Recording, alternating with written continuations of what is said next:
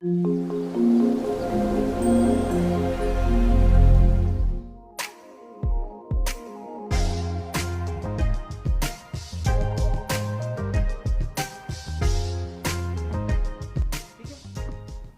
बढ़ते हैं।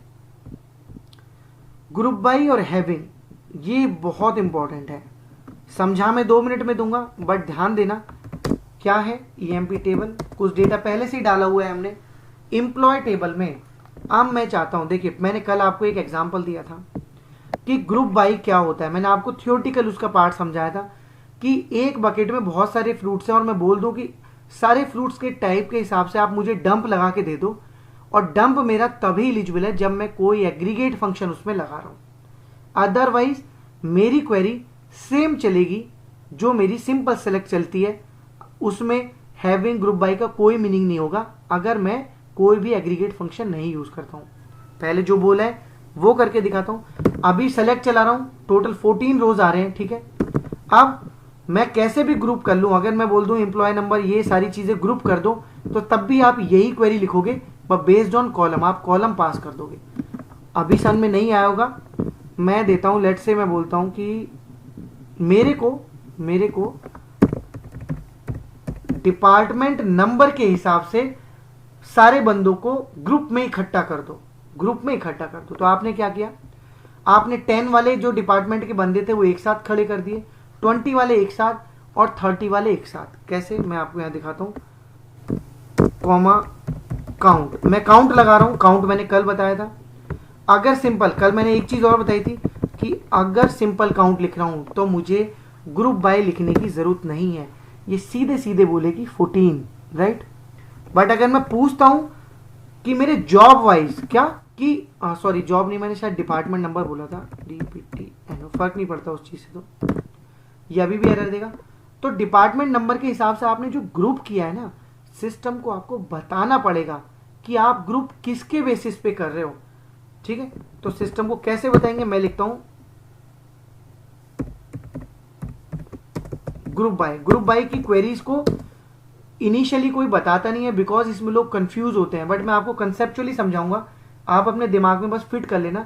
अब मैं ग्रुप कर रहा हूं, मैंने कैसे 3 लोग, मतलब 3 डिपार्टमेंट के हिसाब से सर्कल बनाए हुए हैं, 10, 20, 30, 19 सर्कल में लोग खड़े हैं। तो सिस्टम को बताना पड़ेगा कि किस कॉलम के बेस पे मैंने वो सर्कल जो बनाए हैं वो किस कॉलम के बेस पे बनाए, वो बनाए मैंने डिपार्टमेंट नंबर के बेसिस पे। तो देखिए यहां पर आपको वैल्यूज दिखेंगी कि 30 वाले सर्कल में 6 बंदे खड़े हैं, 20 वाले सर्कल में 5 बंदे खड़े हैं, 10 वाले सर्कल में 3 बंदे खड़े हैं।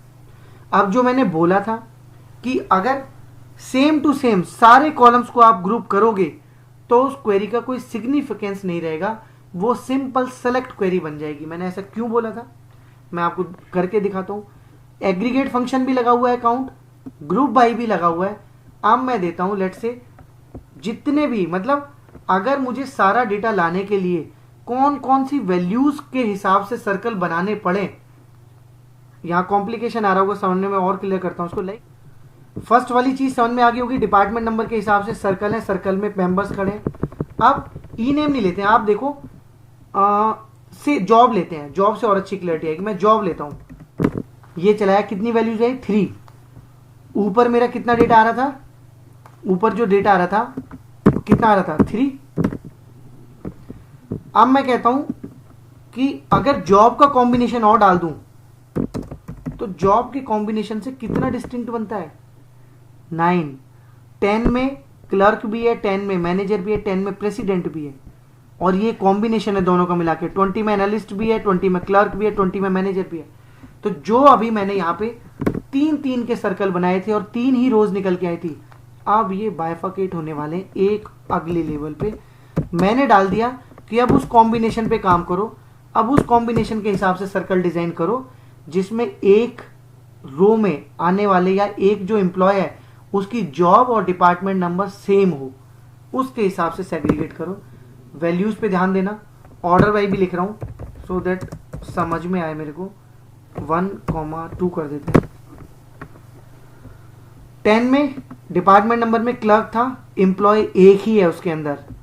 20 में एक है, 20 एनालिस्ट में मेरे 2 एम्प्लॉयज हैं, अब मेरे सर्कल जो 3 सर्कल बनाए थे, अब मेरे सर्कल बन गए 9 सर्कल में इस हिसाब से लोग खड़े हुए हैं। ठीक, अभी भी मुझे 30 में और सेल्समैन में देखिए 4 बंदे दिख रहे हैं। अब अगर इसको और बाइफर्केट कर दूं, मैं लिख देता हूं जॉब हो गया, ये हो गया, सैलरी भी किसी की सैलरी भी लिख देता है, आई थिंक सैलरी भी किसी की एक की कॉमन है। मैं बोलता हूं सैलरी के हिसाब से आप बता दो कि कितने बंदे किस में मेरे खड़े हैं। तो देखिए लाइन नंबर 20 वाली देखिए, जब अभी तक मेरे 9 सर्कल थे, अब बन गए मेरे 12 सर्कल। ठीक है, टोटल नंबर ऑफ एम्प्लॉयज कितने, 14। बट अभी भी मेरा एक कॉम्बिनेशन ऐसा बचा हुआ है जिसमें 2 एम्प्लॉयज मेरे आ रहे हैं, एक इसमें जिनकी 1200 सैलरी है और एक इसमें जिनकी 3000 सैलरी है। तो मुझे बस ये बताओ कि ग्रुप बाई का कंसेप्ट आपको पकड़ में आ रहा है कि नहीं आ रहा है, कि ग्रुप बाई कर क्या रहा है। Yes sir. कोई डाउट हो तो मुझे प्रैक्टिस करके भी बताना। ग्रुप बाई कुछ नहीं कर रहा है, बस ग्रुप कर रहा है उन कॉलम्स के बेसिस पे वैल्यूज को जो सर्कल आपने ड्रॉ कर रहे हैं, बेस्ड ऑन दीज 3 कॉलम्स या बेस्ड ऑन 2 कॉलम्स या बेस्ड ऑन सिंगल कॉलम। क्योंकि सिंगल एक कॉलम पे ग्रुप बाई लिखना इज वेरी इजी, 2 पे लिखना इज वेरी इजी, बट जब 10 टेबल लगी होंगी और उसमें ग्रुप बाई लगा होगा मेरा 15-20 कॉलम्स के ऊपर, चीज़ों को समझना टफ हो जाता है। यहाँ सम लगा हुआ है, मे बी यहाँ हो सकता है कि मैं बोल दूँ सम ऑफ सैलरी भी, अगर मैं बोल दूँ तो वो मेरे को मिल जाएगा ईजिली। सम ऑफ सैलरीज, यहाँ पे 2 लोगों की 3000 सैलरी है तो देखो 6 आ रहा है, यहाँ पे 5000 एक की सैलरी है 5 आ रहा है। मिन मैक्स जो लिखना चाहूँ लिख सकता हूँ, क्यों, क्योंकि ग्रुप बाई बताया हुआ है और उन सारे कॉलम्स को ग्रुप बाई में लेना है जो मेरे एग्रीगेट फंक्शन के अलावा रह जाते हैं मेरी क्वेरीज में। ठीक है, उन सब को मुझे ग्रुप बाई में लेना है। तो ग्रुप बाई का कहानी मुझे यहाँ पे मोटा मोटी समझ में आ गया क्या कर रहा है ग्रुप बाई। अगर मैं इसके अंदर अभी मैंने देखो यहाँ पे कितने दिए, जॉब्स तक हुआ, ये सैलरी तक हुआ, ये सेल हुआ, अभी भी मेरे 12 रह गए, 2 अभी भी रह गए। तो मेरा कहने का मतलब ये है कि अगर ग्रुप बाई में एक टेबल का वो कॉलम जो पूरी टेबल में यूनिक है, लेट्स से EMPNO, EMPNO भी डिस्टिंक्ट है, डिस्टिंक्ट मतलब सभी के लिए यूनिक है। अगर मैं ये करूंगा 14 रोज ऑटोमेटिक आ जाएंगी, चाहे ग्रुप बाई ही क्यों ना लगाओ। अगर मैं ये बोल रहा हूं कि एम्प्लॉय के नंबर वाइज मेरे को सर्कल बनाने हैं, तो खुद से आपके दिमाग में आ रहा होगा अगर मैं एम्प्लॉय नंबर को अकेले भी ग्रुप बाई में ले लूं तो भी 14 नंबर ऑफ लाइंस आएंगी, बिकॉज कि 2 एम्प्लॉय का एक एम्प्लॉय नंबर हो ही नहीं सकता, 14 नंबर ऑफ रोज आएंगी। तो ग्रुपिंग हमेशा तब बोली जाएगी आपको करने के लिए जब कोई कॉम्बिनेशन वाला डेटा या सेम टाइप का डेटा कहीं पर मर्ज करना होगा। खुद सोचो, अगर एक बकेट में मैंने 5 या 10 या 20 डिफरेंट टाइप के वेजिटेबल या फ्रूट डाल दिए, सारे डिफरेंट हैं, तो आप ढेर भी लगा के क्या ही करोगे, सारा एक एक ही तो है, समझ रहे हो। तो यही छोटा सा फंडा है ग्रुप बाई का, कि ग्रुप बाई हमेशा उसी पर काम करता है जो मेरा, देखिए सम काउंट में यहां पे भी लगाऊंगा, यहां पे भी चल जाएगा सब कुछ, बिकॉज अभी आइडेंटिटी एक है। ऑर्डर बाई की जगह मुझे यहां लिखना पड़ेगा ग्रुप बाई, अभी भी चल जाएगा, सबके आगे एक एक आ जाएगा, बट उसका कोई सिग्निफिकेंस नहीं है, उसका कोई लॉजिक नहीं है। मतलब एम्प्लॉय नंबर मेरा यूनिक भी है, मुझे पता भी है यूनिक है, उसके बावजूद एम्प्लॉय नंबर के आगे मेरे को चाहिए GROUP, मेरे को नंबर, मतलब इस डेटा का मेरे को कभी रिलीवेंस होगा ही नहीं। मैं जानता ही हूं एम्प्लॉय नंबर मेरा यूनिक है, एक एक भी लिख के मैं क्या ही कर लूंगा। ठीक है, तो इस तरीके की रिक्वायरमेंट कभी नहीं आएगी, रिक्वायरमेंट हमेशा ऐसे ही आएगी चीजों को ग्रुप करने वाली तरीके से। ठीक है, यूनियन, यूनियन ऑल हो गया, ग्रुप बाई हो गया। ग्रुप बाई का एक और पार्ट होता है हैविंग, हैविंग को समझना चाहिए। मैं आपको बोल दूं कि मेरे को, मैं यहां से थोड़ी सी चीजें हटा रहा हूं, अभी केवल सिंपल वे में लेके चल रहा हूं सो दैट कंसेप्ट समझ में आए। क्यों दिया, क्योंकि 2 कॉलम एम्प्लॉय डिपार्टमेंट नंबर, ये सैलरी, मैं अभी इतना ही लेता हूं जिससे समझ में आए। ठीक है, यहां तक पिक्चर क्लियर है। अभी भी मैं बोलता हूं मुझे वही वैल्यू लाके दो जहां पर ढेर की वैल्यू, ग्रुप की वैल्यू 4 से ज्यादा है, मुझे वही डेटा चाहिए बस। मेरे को वो लो का इंक्रीमेंट करना ही नहीं है जिनका जिनकी एवरेज वैल्यू, जिनकी एवरेज सैलरी पूरे 12 मंथ की 2 लाख से कम है, मुझे उनका इंक्रीमेंट ही नहीं करना। तो जब इस तरीके की कहानी होगी तब आपको वो कंडीशन, मैं आपको बोल रहा हूं 4 से ज्यादा आएगा तो ऐसा नहीं है कि आप ये काउंट यहां से कॉपी करोगे, वेयर में जाओगे और काउंट स्टार ग्रेटर देन 4 लिख दोगे। ऐसा नहीं होगा, ऐसा नहीं होगा।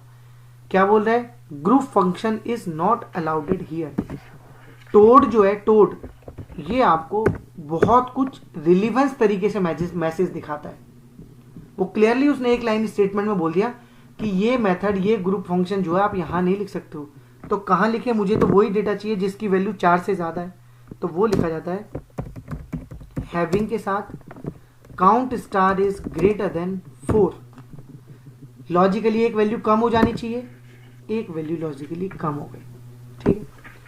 बहुत बार इंटरव्यू में ये ट्रिकी क्वेश्चन पूछा जाता है जिसपे पूरा का पूरा बैच भी फेल हो जाता है कि विदाउट यूजिंग वेयर कंडीशन आप कोई कंडीशन कैसे लगाओगे।